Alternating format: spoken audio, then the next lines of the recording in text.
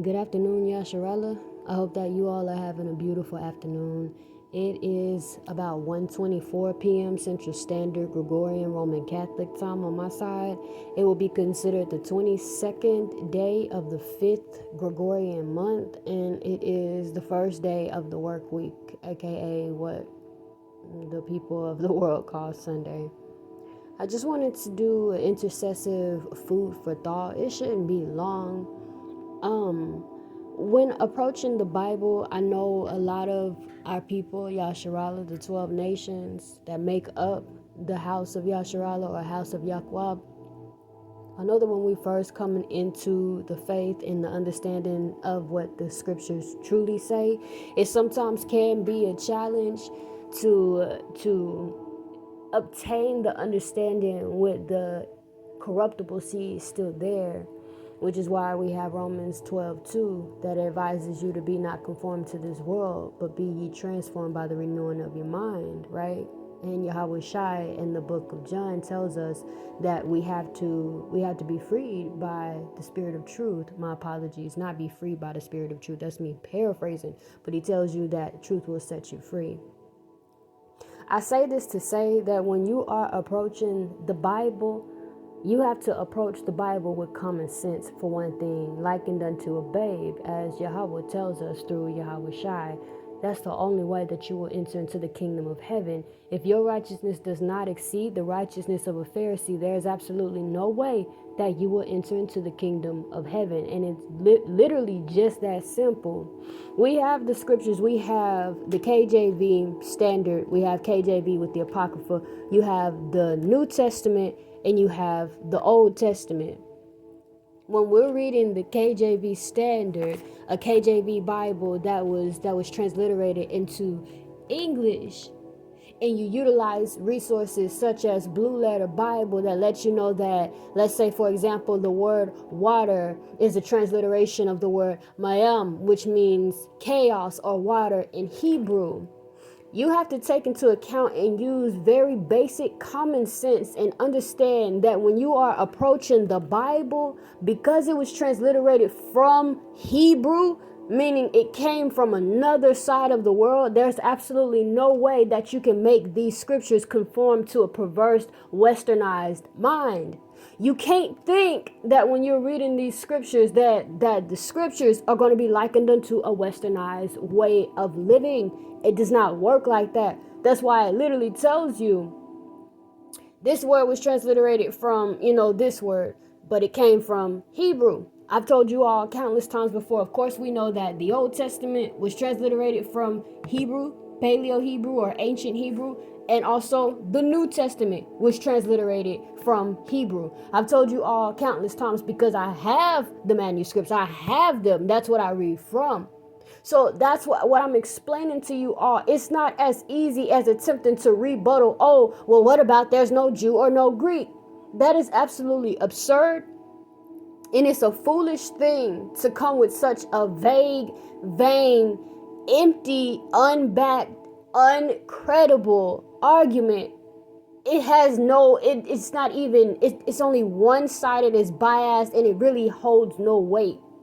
I wanna ask, with just common sense, a lot of people, and I'm talking to my people that don't understand the scriptures. That's who I'm talking to in specific, because I could care less about any of these other nations. But when you come trying to argue with the brothers that be on the byways, highways, and even some of the sisters that use classrooms or platforms such as YouTube to proclaim the word, proclaim the law, proclaim the keeping of the law of the Most High, do you think that if it were that simple as there's no Jew and Greek, that we can literally see, if it were that simple, do you think that we would literally be on here trying to teach our people the correct understanding of the word, so that we are going back in accordance with the old way of our forefathers to follow the way of the Lord?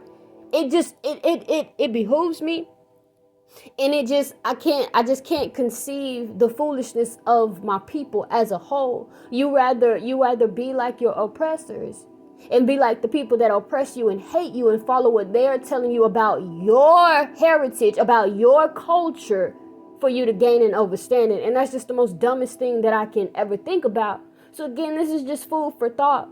Take into consideration that when you are reading the scriptures, you are literally reading words that have been transliterated into English, but transliterated from Paleo-Hebrew, meaning if it was transliterated from Paleo-Hebrew, it's on another side of the world.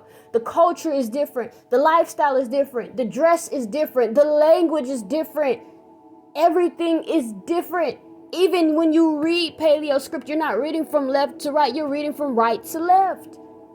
You have to literally be ye transformed by the renewing of your mind. It's not just that easy as there's no Jew or no Greek, Gentile, the other gents. It's not that simple. You foolish imbecile. Oh, ye foolish Galatians, who hath bewitched you? To me, it's common sense, but to a lot of my people, it's like you're trying to do Pythagorean theorem and you didn't even go to school for it. I just want to understand how we think is that simple, when literally when you're even reading the scriptures, you have to go and utilize different resources to understand what word was transliterated from what word, so that you can gain an understanding of what it really means.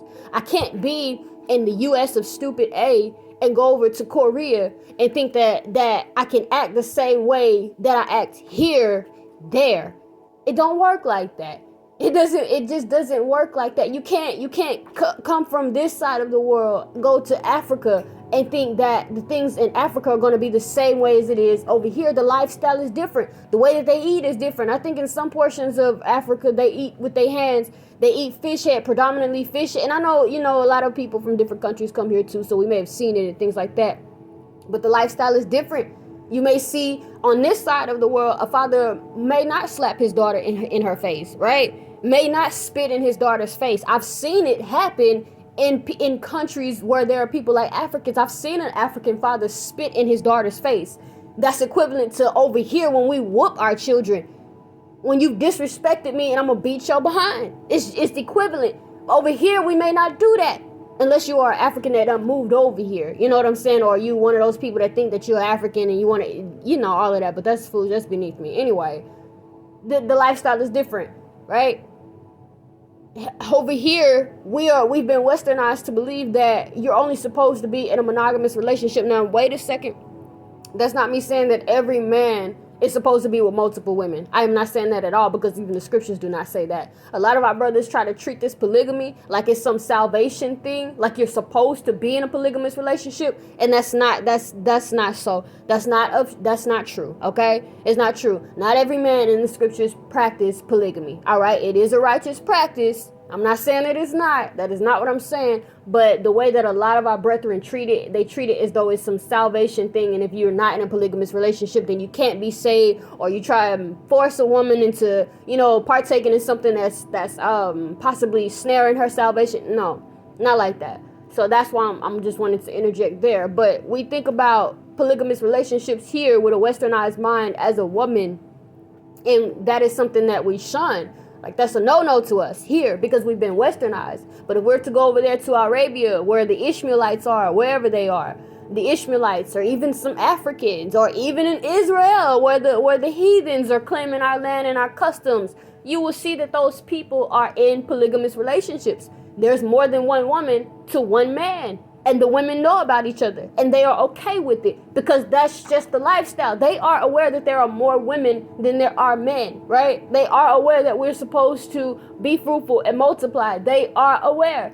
Now, there are some people in those countries that only have one man that want to be with one woman. But like I said, you have to approach these scriptures with another mind. When you know that this is transliterated from Paleo Hebrew or ancient Hebrew into the deficit language of English, you have to really go deep into even understand the way that the customs were in accordance with Hebrew Israelites. It's just that simple. So if it were as simple as there is no Greek, there is no Jew or Gentile, all of this foolishness that y'all try to combat the Hebrew Israelites about, we wouldn't be out here. We wouldn't be out here proclaiming the word. We wouldn't have brothers that are on the byways and highways. We wouldn't have sisters that are attempting to help our sisters get right and teach the children in classrooms or on platforms such as YouTube or wherever you proclaim this word. We wouldn't be doing it if it were that easy. I just wanted to point that out because I read these scriptures and I'm like, how do people try to come with these pointless, vague, unbacked, no weight having argument? It's just so stupid. For God so loved the world that he gave his, like, dude, if it were that simple, do you think that you would literally have people out here proclaiming this word to bring their people back unto their culture? It's not that simple. It's not that freaking simple. That's why the heathen shouldn't even have their hands on our word, on our law. This does not belong to them. Anything that they get their hands on, they perverse it. So I'm just bringing this to my people's attention so that you now go into the word with another mind. I know a lot of us, Jesus is black. Yeah, he is black, as the world says, but we know as Hebrew Israelites, he was a brown man, a brother of melanin. We know this, but it don't stop just there at you knowing that YaHaWashai is actually a melanated brother. You got to understand the very doctrine that he was proclaiming during his time here. It's not limited to just his skin color, because even though you changed his skin color and you are aware that his skin color is of melanin and he came from a melanin background, and all of the Jews and Hebrew Israelites that he was even speaking to were melanated beings, you can't forget the doctrine as well. They didn't just change his skin color. They changed the doctrine that followed the being as well. So a lot of my people are out here, you've changed Jesus into this melanated brother, but this melanated brother still got this white boy custom, this white boy teaching. You gotta be ye transformed by the renewing of your mind, my people. Please. I can't stress this enough. Anyhow, I'm about to get back into my scriptures and going to eat my apples because I'm baking some beautiful apples right now. So I hope that this was a little food for thought in how to properly approach the scriptures, the Bible, because it's not as easy as a lot of people try and convey it with their stupid arguments that hold no weight. Have some weight when you out here trying to go back and forth with a Hebrew Israelite, whether it be male or female. I gotta go. Repent, for the kingdom of heaven is at hand. Never cease prayer. Bind and loose, and always live ready. I'll talk to you all as Yahweh wills. Bye.